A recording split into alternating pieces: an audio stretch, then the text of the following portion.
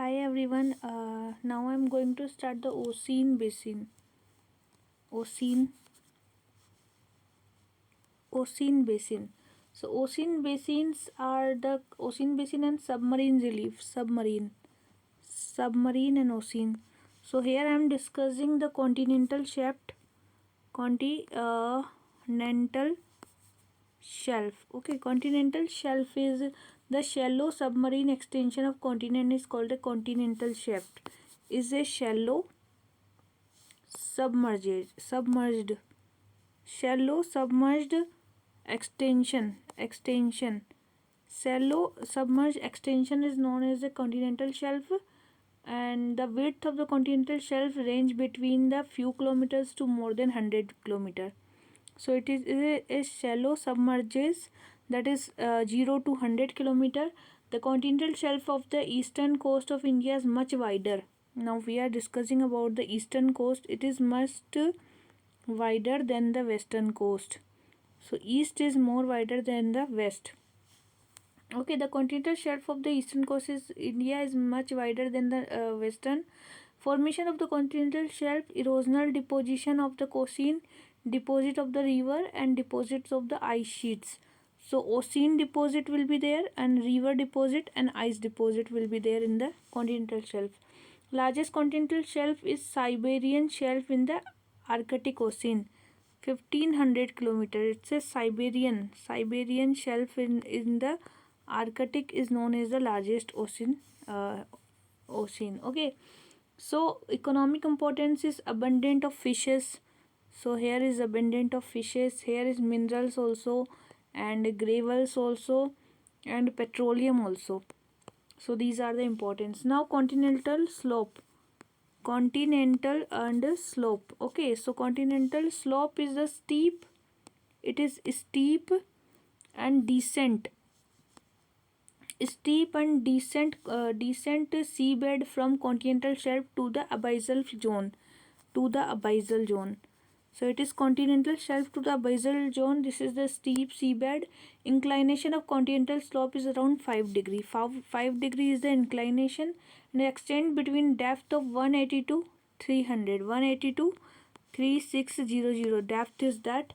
And sea life such as plankton, fishes are far less than them on continental shelf. There is less fishes and plankton. Sedimentary deposit on the continental slope gives rise to the formation of continental rise.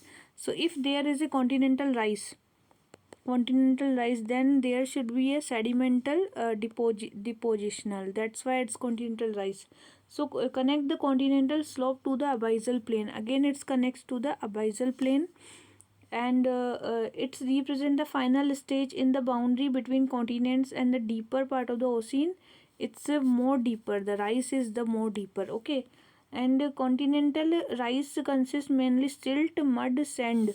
It consists the silt, mud, and sand. Okay, and several hundred of miles wide. So abyssal plain are extremely flat. Now abyssal plains, these are flat, extremely flat, and features plains of deep ocean. Abyssal plain cover major portion of ocean floor between 3000 meter to 6000. It is major reservoir of biodiversity. Abyssal plain is the major reservoir of biodiversity. Now ocean deep, like abyssal plain is what? Extremely flat features of plain deep ocean, and it is 3000 meter to 600 meter in the ocean. Okay, so it is inner side. Now the ocean deeps, these are trenches. So these are areas are deepest part of the ocean. They occur at the basis of continental slope and inland arc. There are the slopes and inland arcs are there. Okay, arc and slope are there. Trenches are associated with active volcano. There are volcano also, and a strong earthquake also. That's why it become. They are significant in the study of plate tectonic. So plate tectonic we can study in that. And Pacific Ocean has maximum number of trenches. So Pacific has the maximum than Atlantic. So the deepest trench is Mariana Trench. Okay, so we are talking about the deepest trenches, Mariana Trench. Deepest trench is the Mariana Trench, and location is West Pacific Ocean, West Pacific Ocean, and deepest point is Challenger Deep. Challenger Deep is the deepest point. Okay, and the steepest trench is Tonga Trench is the steepest, and location is South Pacific Ocean, and this is Horizon Deep.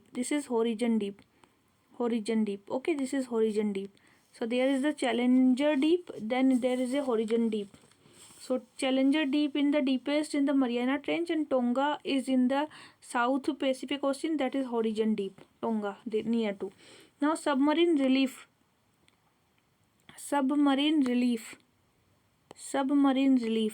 So it is mid-oceanic ridge. Mid-oceanic ridge. Okay, mid-oceanic ridge is mountain system beneath the ocean. Waters are known submarine ridge. So it is not submarine ridge. They are linear belt occurring near to middle of the ocean and are also called the mid-oceanic ridge. These ridges are intersected by faults. So there are some faults also, and the mid-oceanic ridge is the largest mid-oceanic ridge running north to the South Atlantic Ocean. It's running to the Atlantic Ocean, largest part of the occurring Atlantic Ocean, and the ridge are intersected by faults. So there are some faults. The mid-oceanic ridge is the largest mid-oceanic ridge running north to the south in Atlantic Ocean. Earthquake and volcano eruption occur frequently in the mid-oceanic ridge. So there are some earthquake and volcanoes will be in the mid-oceanic ridge. Now seamount. Mid-oceanic ridge is there where the earthquake and volcano will be there. So seamounts are submerges. It's a relief. I'm talking about the relief. So in relief, one is the mid-oceanic ridge. Second is seamount.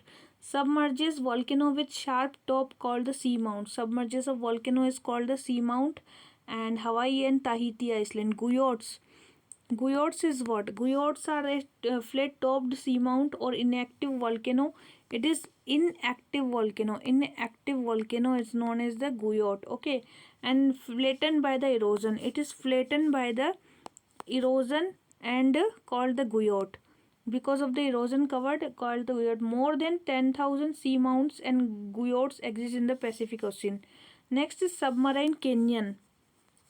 Submarine canyons are deep valley cut across the continental shelves and slope.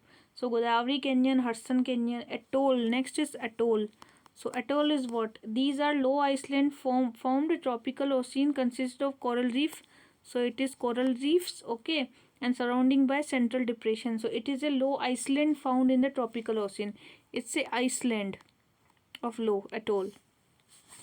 So these were the about the ocean. Now we are discussing about the ocean salinity. Salinity. Okay. So ocean salinity is what? Salinity is the measure of total content of dissolved salt. It is known as the dissolved salt. Total content of the dissolved salt in the seawater. Salinity is calculated in gram per kilogram. Gram per kilogram expressed as a parts per thousand. PPT, part per thousand, in the gram per kilogram and PPT, part per thousand. Seawater with salinity 24.7 is demarcated as brackish water. It is known as the brackish water. Sea water, it's known as a brackish water. If there is a 24.7% salinity, then it is known as the brackish water. Factor affecting ocean salinity is one is evaporation, okay, second in precipitation, third is outflow of river, then freezing, and then wind, then ocean currents, and then temperature, and then density.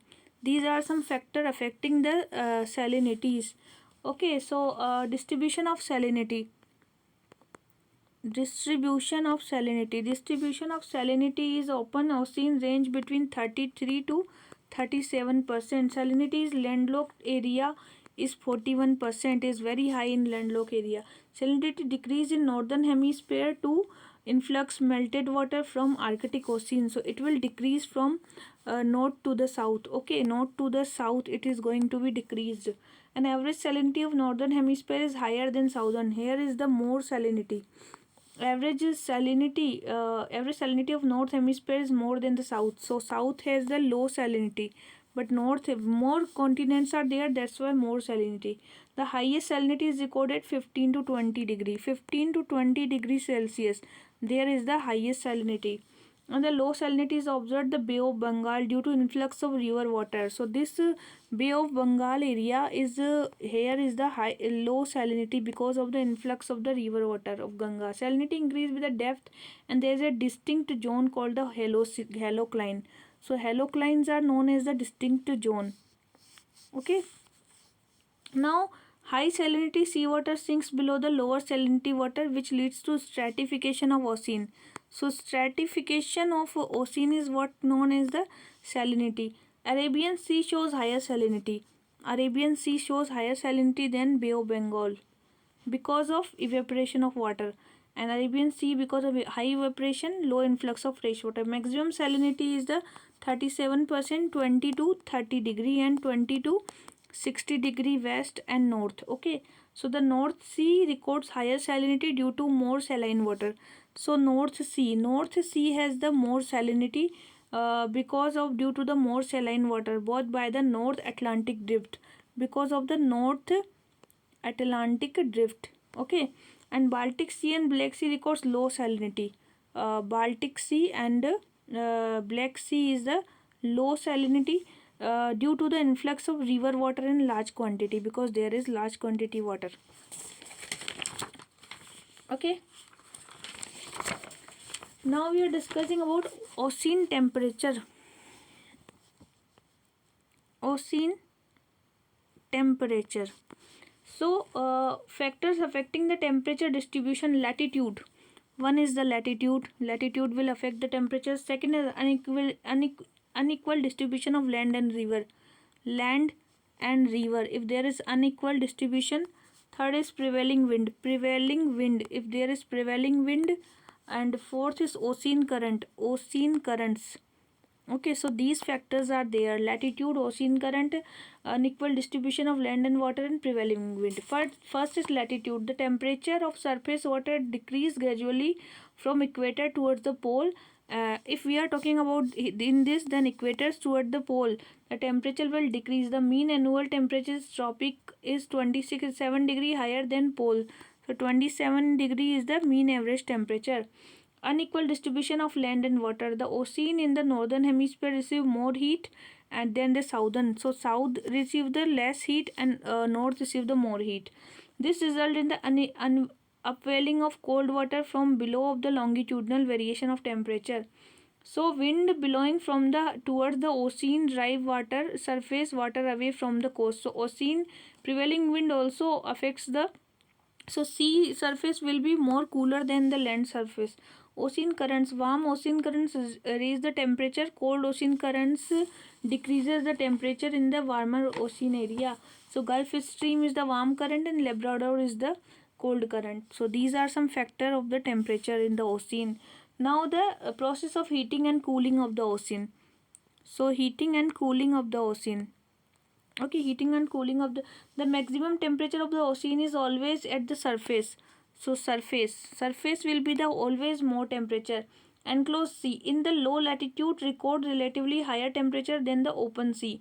So low latitude like 0 degree will record the higher temperature than the open sea. Like if there is a open sea, there will be the temperature will be the less. Okay, and low latitude will be the higher temperature. In the higher latitude have lower temperature. If this is the 90 degree, the temperature will be 0. So the temperature falls very rapidly up to the depth of 200 meters. So 200 meter will go and temperature will be fall in rapidly and decrease gradually. So region below the sea surface from where there is rapid decrease in temperature called thermocline. So what is that called? Thermocline. Thermocline if temperature is decreasing. The average temperature is 20 to 20 latitude, 14 to 40 latitude, then 0 degree near poles. So average temperature is like one is 0 degree. Okay, this is the highest temperature, then 40 to 40 latitude, again then 20 to 20 latitude. This is the average temperature. Now we are going to discuss about tides. this is also in the ocean chapter. Tides are periodic rise and fall. What is that? Periodic rise and fall. Periodic rise and fall of sea level. Periodic rise and fall of sea level to the attraction of moon and sun. So moon and sun are attracting towards the tides. Okay, sea level. The tides are generated by the gravitational force. So there are the gravitational force of the sun and moon. Sun and moon, because of that tide is there. Okay, and flood tide. First is the flood tide, and second is the ebb tide. So flood tide, that incoming tide towards the land, is called the flood tide or high tide. It coming tides toward the land.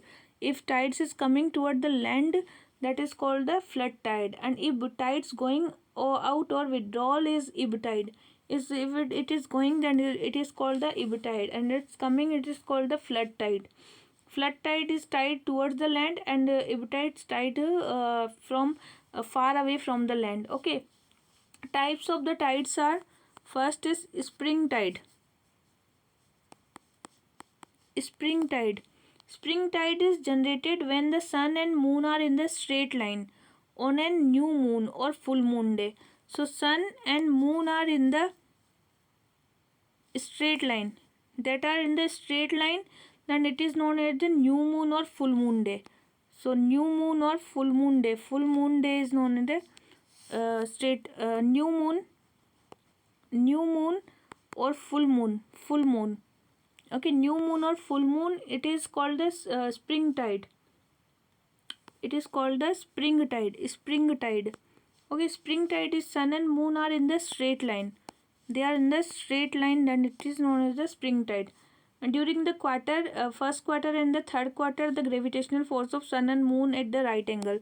So it will be in the right angle. So neap tide. Neap tides are what?